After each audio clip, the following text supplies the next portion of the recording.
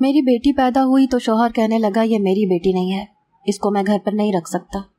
شوہر کا وہم دور کرنے کے لیے شوہر کے ساتھ جا کر DNA کروایا تو میری روح لرز گئی۔ وہ تو ڈاکٹر نے رپورٹ جب میرے ہاتھ میں دی تو میری جان ہی تو نکل گئی تھی۔ مجھے لگا کسی نے میرے پورے وجود سے روح کو کھینچ لیا ہو۔ میں نے اس کاغذ کو پھاڑ کر کئی ٹکڑوں میں تقسیم کر دیا تھا جس نے مجھے بے موت مار ڈالا تھا۔ یہ سچ نہیں تھا، یہ سچ ہو ہی نہیں سکتا تھا۔ میں نہیں مانتی اس بات کو۔ میں کسی دیوانے کی مانند اپنا سر نفی میں ہلانے لگی تھی۔ میں کئی قدم پیچھے ہٹ گئی اور کمرے کی دیوار سے جا لگی۔ میری آنکھوں سے آنسو جاری تھے۔ میرا شوہر ہاتھ باندھے مجھے تعصب سے دیکھ رہا تھا، جیسے اسے پہلے سے اس بات کا یقین ہو۔ وہ کیسے اس بات کا یقین کر سکتا تھا؟ میں اس کی بیوی تھی، اس کی محبوبہ بیوی۔ مجھ پر ایسا شک کیسے کر سکتا تھا؟ اور پھر اس کا شک سچ کیسے ہو سکتا ہے؟ وہ مجھے دیکھ کر استہزائیہ مسکرایا، مجھ پر یہ جتانے کی کوشش کر رہا تھا کہ میں بد کردار ہوں، مگر میں با کردار ہو کر بھی اپنے شوہر کے سامنے بد کردار ثابت ہو چکی تھی۔ میں بری طرح سے نفی میں سر ہلانے لگی، رونے لگی۔ میں نے کہا، ارتضیٰ یہ جھوٹ ہے، یہ رپورٹ غلط ہے۔ یہ کہہ کر میں اپنے شوہر کے پاس آ گئی۔ میں نے صرف تم سے محبت کی ہے، خدا کی قسم مجھے تمہارے علاوہ کسی نے چھوا تک نہیں ہے۔ میری بات سن کر میرا شوہر بپھر کر بولا، کہنے لگا، قسم مت کھاؤ امبر، تم جھوٹی ثابت ہو چکی ہو، ثبوت تمہارے سامنے ہے۔ تم نے میری وفا پر ذلت بھرا تمانچہ مارا ہے۔ اپنے گناہ کو تم میرے پاکیزہ رشتے سے چھپانا چاہتی تھی۔ میں تمہاری محبت میں تمہاری ہر کوتاہی اور غلطی کو معاف کر سکتا ہوں، لیکن بدکاری ہرگز نہیں۔ کہو تو اس بچے کے باپ کا نام بھی میں تمہیں بتا دیتا ہوں۔ آنکھیں اس کی بھی نم تھی۔ میرے سامنے وہ شخص کھڑا تھا جسے میں نے ٹوٹ کر چاہا تھا اور جس نے مجھے بے لوث محبت دی تھی۔ اگر وہ رپورٹ سچی تھی تو جھوٹی تو میں بھی نہ تھی، لیکن اس رپورٹ نے مجھے پل میں بیوی سے بدکار عورت بنا دیا تھا۔ میرا سر اس وقت بری طرح سے چکرانے لگا۔ مجھے لگا ڈاکٹر کا کمرہ پورا کا پورا گھوم رہا ہو۔ میں نہیں جانتی کہ میں کب بے ہوش ہو کر زمین بوس ہو چکی تھی۔ میرا نام امبر تھا۔ میری شادی ارتضیٰ سے ایک زبردست افیئر کا نتیجہ تھی۔ ہماری شادی پر بہت مخالفت ہوئی تھی کیونکہ میرا تعلق ایک ماڈرن فیملی سے تھا اور ارتضیٰ کے گھر کا ماحول سخت پردے کا پابند۔ میں نے پرورش آزاد ماحول میں پائی تھی۔ ہم دونوں یونیورسٹی میں پڑھتے تھے، وہیں ہم دونوں کی پہلی ملاقات ہوئی تھی۔ پھر یہ سلسلہ چل نکلا اور بات شادی تک آن پہنچی، لیکن جب یہ بات ہمارے گھر والوں تک پہنچی تو ایک ہنگامہ سا مچ گیا تھا۔ نہ میرے گھر والے اس رشتے پر راضی تھے نہ ارتضیٰ کے، اور ہم دونوں بھی فیصلہ کر چکے تھے کہ شادی ایک دوسرے سے ہی کریں گے، وہ بھی گھر والوں کی رضامندی سے۔ گھر والوں کو راضی کرنے کے لیے ارتضیٰ نے اپنی نس کاٹ لی تھی۔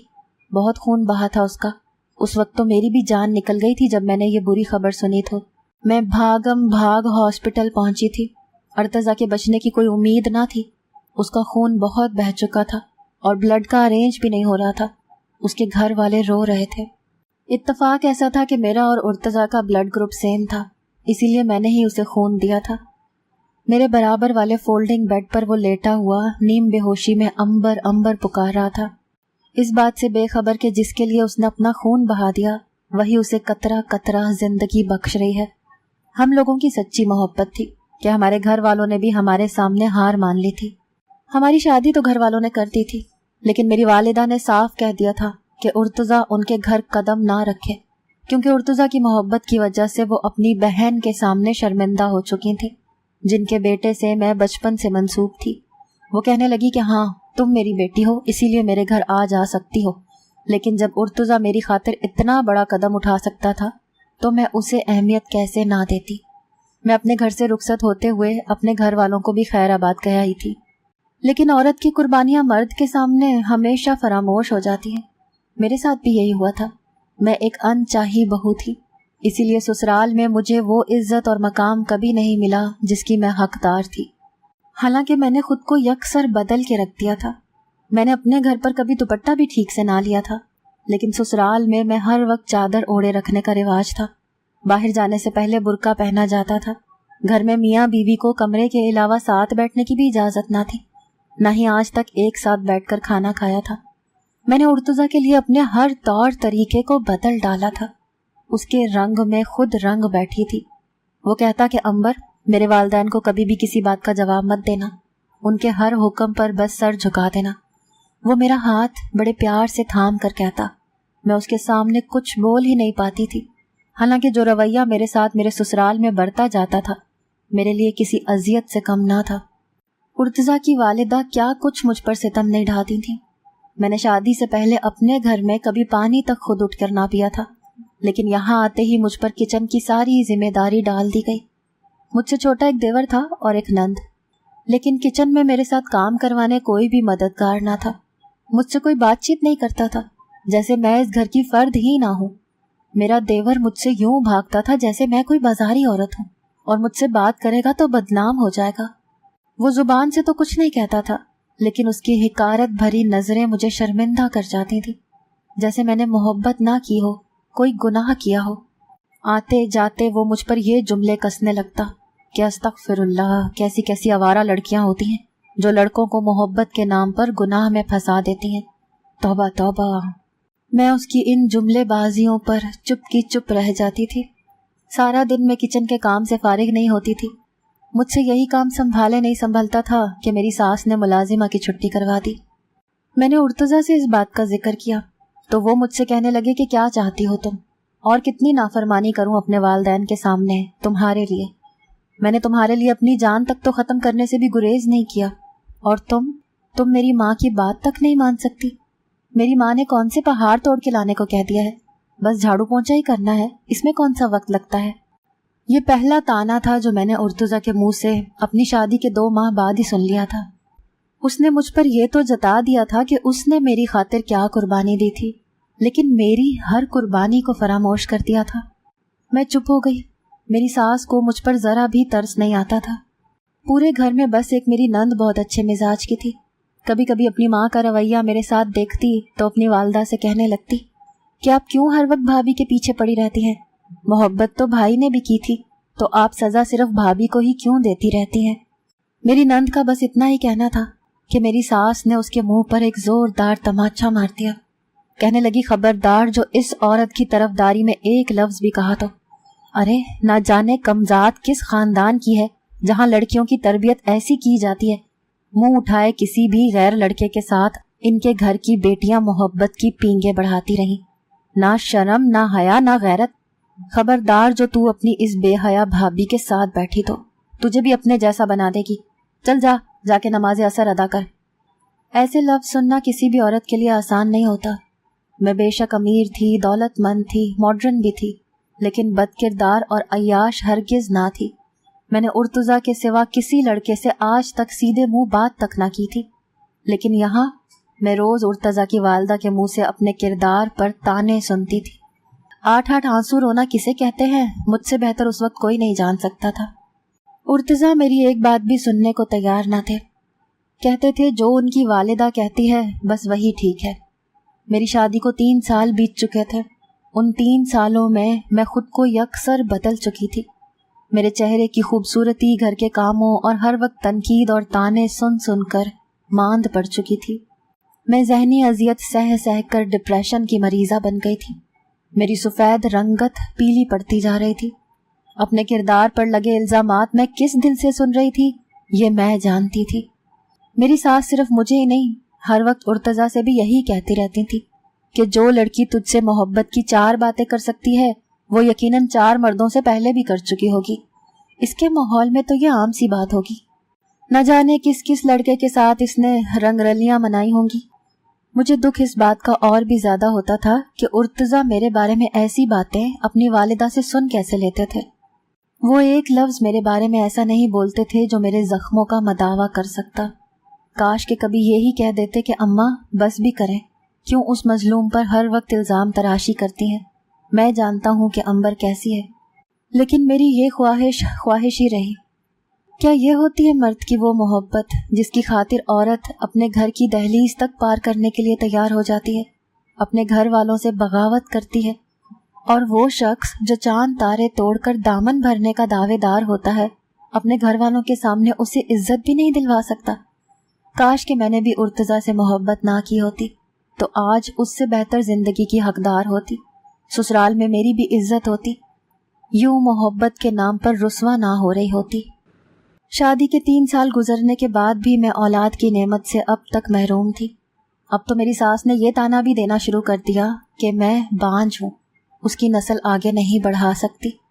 میں اب دل برداشتہ ہو چکی تھی، اسی لیے اپنے ذہنی سکون کی خاطر میں اینٹی ڈپریسنٹ کی ہیوی ڈوزز کا استعمال شروع کر دیا تھا۔ میری نند کی بھی شادی ہو چکی تھی اور دیور کی بھی۔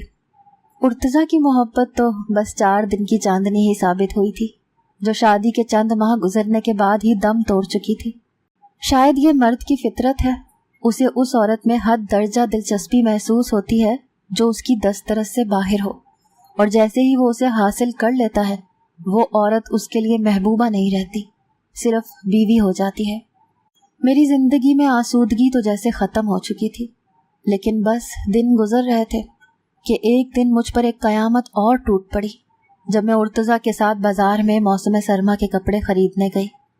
برقع نقاب میں بس میری آنکھیں ہی سب کو نظر آتی تھیں، لیکن میں نہیں جانتی تھی کہ یہ آنکھیں میرے لیے ایک نئی آزمائش کا سبب بن جائیں گی۔ میں ایک مال کی لیڈیز شاپ پر اپنے لیے کپڑے پسند کر رہی تھی۔ ارتضیٰ مجھ سے کہنے لگے، تم اپنی خریداری کر لو، وہ اپنے لیے پینٹ شرٹ خرید کر کچھ ہی دیر میں تمہارے پاس آتا ہوں۔ میں اپنے لیے کپڑے پسند کر رہی تھی جب میرے عقب سے کسی نے امبر کہہ کر مجھے پکارا۔ وہ ایک مردانہ آواز تھی۔ میں نے پلٹ کر دیکھا تو سامنے کھڑے شخص کو دیکھ کر ششدر سی رہ گئی تھی۔ وہ میرا کزن تقی تھا جو مجھ سے شادی کا خواہش مند تھا، میرا خالہ زاد جس سے میں بچپن سے منسوب تھی، اور میرے گھر والے بھی اسے میرے لیے پسند کرتے تھے، لیکن مجھے محبت ارتضیٰ سے ہو گئی تھی۔ میں حیران اس بات پر تھی کہ اس نے مجھے برقع نقاب میں پہچان کیسے لیا۔ میں نے کہا، تم یہاں؟ کہنے لگا، اپنی بیوی کے لیے تحفہ لینے آیا تھا، تمہاری آنکھوں سے تمہیں پہچان لیا۔ اس کی بات سن کر میں نظریں چرا گئی۔ اس کی آنکھوں میں شاید آج بھی کہیں میری محبت کے ہی دیے جل رہے تھے۔ میری آنکھوں کی ہمیشہ ہی تعریف کرتا تھا کیونکہ میری آنکھیں ہیزل گرین تھیں۔ میں اس سے کچھ کترانے لگی تھی۔ کہنے لگا، پوچھو گی نہیں؟ تمہارے ٹھکرانے کے بعد مجھے اس غم میں سنبھالا کس نے تھا؟ تم نے تو پلٹ کر دیکھا بھی نہیں کہ تقی تمہارے بغیر زندہ بھی ہے یا مر گیا۔ اس کی باتوں نے مجھے الجھن میں ڈالا تھا۔ میں اس سے کترا کر گزر جانا چاہتی تھی، لیکن دل میں یہ خیال بھی گزرا کہ شاید تقی کا دل دکھانے کی سزا مجھے یوں ملی ہے۔ لیکن اگلی بات نے میرے قدموں کو منجمد کیا تھا۔ کہنے لگا، میری شادی سمرا سے ہوئی ہے، آج اسی کے لیے تحفہ لینے آیا ہوں۔ سمرا میری چھوٹی بہن کا نام تھا۔ یہ سن کر کیسے نہ میرے قدم رکتے۔ میں نے پلٹ کر مسکرا کر کہا، یہ تو بہت اچھی بات ہے، سمرا بہت اچھی ہے، تم اسی کو ڈیزرو کرتے تھے، میں ارتضیٰ کا ہی نصیب تھی۔ اس نے ایک ٹھنڈی آہ بھری اور وہ نم آنکھوں سے مجھ سے پوچھنے لگا، امبر تم خوش ہو اس کے ساتھ؟ نہ جانے اس کے سوال پر میں یہ نہیں کہہ پائی کہ میں خوش ہوں۔ میں نے موضوع ہی بدل دیا۔ میں نے کہا، میرے گھر والے کیسے ہیں؟ سمرا کیسی ہے؟ وہ کہنے لگا، سب ٹھیک ہے۔ میں باہر جانے لگی تو مجھ سے کہنے لگا، سمرا کی پسند تم اچھی طرح جانتی ہو، اسی لیے اس کا تحفہ لینے میں تم میری مدد کر دو۔ میں نے ابھی سمرا کے لیے ایک سوٹ پسند کر کے تقی کے ہاتھ میں تھمایا ہی تھا کہ نہ جانے ارتضیٰ کہاں سے آ گئے۔ مجھے تقی کے ساتھ دیکھ کر بگڑنے لگے۔ یونیورسٹی کے دور میں ارتضیٰ کو تقی کے بارے میں سب کچھ بتا چکی تھی۔ وہ تقی کو دیکھ بھی چکے تھے کیونکہ اکثر وہ مجھے یونیورسٹی لینے آ جاتا تھا۔ اسی لیے اب مجھے تقی کے ساتھ دیکھ کر ارتضیٰ نے حقیقت جاننے کی بھی کوشش نہیں کی اور تقی کا گریبان پکڑ لیا۔ کہنے لگے، تم ہوتے کون ہو میری بیوی کے آس پاس؟ ارتضیٰ کا بلند لہجہ سن کر جہاں میری رنگت اڑی تھی، تقی بھی اسے نافہمی سے دیکھنے لگا اور اس دکان پر موجود لوگوں کی نظریں بھی ہم پر تھیں۔ یہ کیا بدتمیزی ہے مسٹر، میرا گریبان چھوڑو، بات کرنے کے اور بھی بہت سے مہذب طریقے ہیں۔ تقی نے اپنا گریبان ارتضیٰ سے چھڑوایا، لیکن ارتضیٰ پر تو جیسے جنون سا سوار ہونے لگا۔ کہنے لگا، تم میری بیوی کے ساتھ رنگ رلیاں مناؤ اور میں تم سے تمیز سے بات کروں۔ ارتضیٰ کی بات سن کر میں بس اس کی شکل دیکھتی رہ گئی۔ وہ کیسے مجھ پر اس قسم کا الزام یوں بھرے بازار میں لگا سکتا تھا؟ میں نے ارتضیٰ کا ہاتھ پکڑا اور کہا کہ یہ آپ کیا کر رہے ہیں؟ چلیں یہاں سے ارتضیٰ۔ میں وہاں اپنا تماشا نہیں لگانا چاہتی تھی۔ ارتضیٰ مجھے غور سے دیکھتے ہوئے میرا ہاتھ زور سے پکڑے مجھے بڑے جارحانہ انداز سے وہاں سے واپس گھر لے کر آئے اور سیدھا کمرے میں لے جا کر مجھے دھکیل کر بیڈ پر پھینکا۔ پھر کہنے لگے، تو تم اب تک اپنے پرانے چاہنے والوں کو بھول ہی نہیں ہو، جہاں جاتی ہو اسے بھی اطلاع کر دیتی ہو کہ آ کر تم سے مل لے۔ یہ بات شاید میری برداشت سے باہر تھی. میں چلا کر بولی بس کر دیں ارتضیٰ، بہت ہو چکا. میری تقی سے ملاقات ایک اتفاقیہ ملاقات تھی. مجھے نہیں معلوم تھا کہ آپ اتنی سی بات کو بیچ بازار تماشا بنا دیں گے. وہ کہنے لگے بڑی زبان چلانی آ گئی ہے تمہیں، دھیمی آواز میں مجھ سے بات کیا کرو ورنہ تمہاری زبان کھینچ لوں گا. اماں ٹھیک ہی کہتی ہیں، تم جیسی لڑکیاں کبھی کسی ایک مرد کی ہو کر نہیں رہتی. جو زہر قطرہ قطرہ میری ساس میرے شوہر کے ذہن میں بھرتی آ رہی تھی وہ اب اس کے دل و دماغ میں میرے لیے بھر چکا تھا. وہ اپنی ماں کی ہی زبان بول رہا تھا. یہ وہ ارتضیٰ تو نہ تھا جس نے مجھ سے محبت کی تھی. اس کی زبان پر جو آیا وہ مجھے سنا کر کمرے سے باہر چلا گیا. پھر اس نے میرے گھر سے باہر نکلنے پر بھی پابندی لگا دی.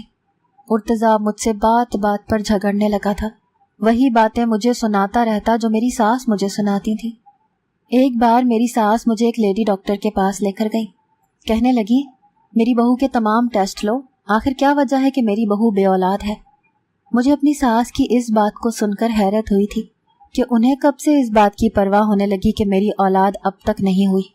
میری ساری رپورٹس بالکل ٹھیک آئی تھیں. پھر وہ ڈاکٹر مجھے میڈیسن دینے لگی. وہ میڈیسن کھاتے ہی مجھ پر غنودگی سی طاری ہونے لگتی تھی. ایک بار میرے پیٹ میں بہت درد ہونے لگا، اتنا درد کہ اس کی شدت سے مجھ سے برداشت ہی نہیں ہو پا رہی تھی. میں درد سے تڑپ کر رہ گئی تھی. ارتضیٰ کام کے سلسلے میں شہر سے باہر گئے تھے. میری ساس ہی میرے دیور کے ساتھ مجھے ڈاکٹر کے پاس لے کر گئی. میں ڈاکٹر کے پاس جاتے ہی بے ہوش ہو گئی. جب مجھے ہوش آئی تو مجھے یہ حیرت ہوئی کہ 24 گھنٹے سے میں بے ہوش تھی. میری ساس میرے پاس ہی بیٹھی کچھ پڑھ رہی تھی. مجھے ان کے بدلے رویے پر بھی حیرت تھی کہ انہیں میری اتنی کیسے پرواہ ہو گئی کہ وہ میری تکلیف پر ایک دن سے میرے ساتھ ہاسپٹل میں رہ رہی تھی. پہلی بار انہوں نے مجھ سے بڑے پیار سے میری خیریت پوچھی، میرے سر پر شفقت سے ہاتھ پھیرا. کہنے لگی اب درد تو نہیں ہو رہا. میرے درد ابھی بھی ہو رہا تھا لیکن کم تھا. میرے لیے تو یہ بات ہی تعجب کا باعث تھی کہ میری ساس میری خیریت پوچھ رہی ہے. اگلے روز ارتضیٰ بھی آ چکے تھے. میرے لیے پریشان بھی ہوئے. اس کے بعد میری ساس کا رویہ مجھ سے بہت اچھا ہو گیا. 1 ماہ بعد میں امید سے ہو گئی تھی. سب سے زیادہ ارتضیٰ خوش تھے. میری ساس بھی میرا بہت خیال رکھنے لگی کیونکہ میری دیورانی کی شادی کو بھی سال بیت گیا تھا اور وہ بھی اولاد کی نعمت سے محروم تھی. اسی لیے میری قدر اس گھر میں بڑھ گئی تھی. وقت یوں ہی گزرنے لگا. میری ساس کہنے لگی کہ اسے بیٹا ہی چاہیے اور بیٹا ہی ہونا چاہیے. لیکن یہ میرے اختیار کی بات تو نہ تھی. ارتضیٰ بھی مجھ سے یہی بات کہتے تھے. لیکن میں نے ایک بیٹی کو جنم دیا تھا. میری بیٹی کا سن کر نہ تو ہاسپٹل میں میری ساس آئی اور نہ ہی ارتضیٰ. میں ہاسپٹل کے عملے کے رحم و کرم پر ہی تھی. 2 دن بعد جب میری ہاسپٹل سے چھٹی ہوئی تو ارتضیٰ ہی مجھے لینے کے لیے آئے تھے، لیکن ان کا موڈ سخت خراب تھا. میں اب تک ان کا یہ رویہ سمجھ نہیں پائی تھی. وہ گھر تو لے آئے تھے لیکن نہ ہی مجھ سے بات کی نہ ہی میری بیٹی کو ہاتھ لگایا. میری ساس بھی مجھے دیکھنے نہ آئی. میری بیٹی چند دن کی تھی کہ انہوں نے مجھ پر کام کی ذمہ داری بھی ڈال دی. میں چپ سی ہو گئی تھی. میری زندگی میں اب میری بیٹی ہی میری واحد خوشی تھی. وہ بھی 15 دن کی ہی ہوئی تھی کہ میرا شوہر ایک دن بڑے غصے سے گھر میں داخل ہوا. کہنے لگا یہ بیٹی میری نہیں ہے، تم نہ جانے کس کا گناہ میرے سر پر ڈال رہی ہو. میں تو یہ سن کر ہی چکرا کر رہ گئی. میں نے کہا آپ کو شرم نہیں آتی یہ سب کہتے ہوئے؟ اگر آپ کو بیٹے کی خواہش تھی اور اللہ نے آپ کو بیٹی دی ہے تو اس نعمت کی ناشکری کرنے کے لیے آپ نے یہ گھٹیا طریقہ آزمایا ہے. مجھے ان پر بہت غصہ آ رہا تھا. بنا سوچے سمجھے وہ کیسے مجھ پر اتنا بڑا الزام لگا سکتے تھے. وہ مجھے کہنے لگے تم ضرور اپنے سابقہ منگیتر کے ساتھ گناہ کر چکی ہو اور اسی کا نتیجہ یہ بچی ہے. وہ مجھ پر بہت بڑا الزام لگا چکے تھے. وہ کیسے یہ بات اتنے وثوق سے کہہ سکتے تھے؟ میں نے کہا کہ وہ ابھی کے ابھی DNA کروا کر دیکھ لیں کہ یہ بیٹی کس کی ہے. میں جانتی تھی کہ میں نے کوئی گناہ نہیں کیا تھا، لیکن جب رپورٹس آئیں تو میں چکرا کر رہ گئی. میری بیٹی کا باپ ارتضیٰ نہیں تھا. لیکن یہ بھی سچ تھا کہ میں نے کوئی گناہ نہیں کیا تھا. پھر یہ کیسے ہو سکتا تھا؟ ارتضیٰ نے مجھے 1 طلاق وہیں کلینک میں دے دی اور کہا کہ اب ان کا مجھ سے کوئی واسطہ نہیں، باقی کی طلاقیں بھی وہ مجھے بھیج دے گا. میں بے جان سا وجود لے کر اپنے ساتھ اپنے گھر چلی گئی. لیکن میری بدقسمتی نے یہاں بھی میرا پیچھا نہیں چھوڑا. وہ بیٹی کس کی تھی میں نہیں جانتی تھی، لیکن میرے پاس تھی. मेरी माँ मुझे सास की तरह से ताने देने लगी, कहने लगी देख ली तूने उस शख्स की मोहब्बत, माँ बाप का दिल दुखा कर गई थी, इसीलिए ये सब हुआ है, ऐसी लड़कियां कभी आबाद नहीं होती। मैं अब बस चुप रहती थी। समरा कुछ दिन तो मेरी दिलजोई करती रही, लेकिन जब तकी को मेरे गम में परेशान देखा तो फिर मेरे पास आना छोड़ दिया। शायद उसे भी ये डर था कि कहीं मैं उसका शौहर ना हथिया लूं। मैं कुछ ना करके भी सबकी नज़रों में बुरी बन चुकी थी। मैं चुप का कफल अपने होंठों पर बांध लिया था। 2 माह बाद उर्तजा मेरे घर आए, मुझसे मिलना चाहते थे, लेकिन मैंने कहा कि मैं बार बार उनके मुंह से तलाक नहीं सुनना चाहती, बेहतर है कि वो कागजी कार्रवाई कर दें। लेकिन वो कहने लगे कि वो मुझसे मिलना चाहते हैं। मैंने साफ इनकार कर दिया, लेकिन वो बज़िद थे कि मुझसे मिले बिना नहीं जाएंगे। मैं चुपचाप लाउंज में आ गई, जहां वो मेरा इंतज़ार ही कर रहे थे। मुझे देखकर कहने लगे मुझे माफ़ कर दो, मैं अपनी वालिदा की बातों में आ गया था।